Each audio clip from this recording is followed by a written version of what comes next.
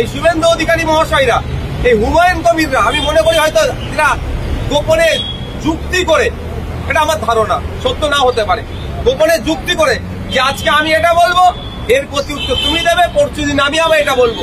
অর্থাৎ সেই তৃণমূল বিজেপির বাইনারি তৈরি করব, মুসলিমদেরকে ভয় দেখাবো, বিজেপি চলে আসবে, ভোটটা আমাকে দাও।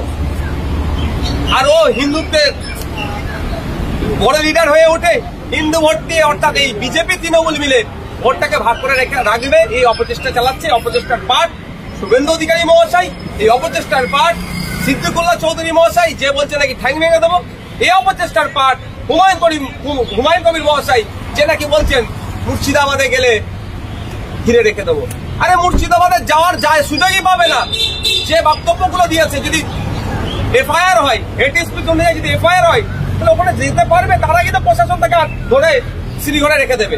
এফআইআর হচ্ছে না কেন? রাজ্য পুলিশ সুমোটো করছে না কেন? এটা উত্তর তো আগে দিতে হবে শাসক দলকে।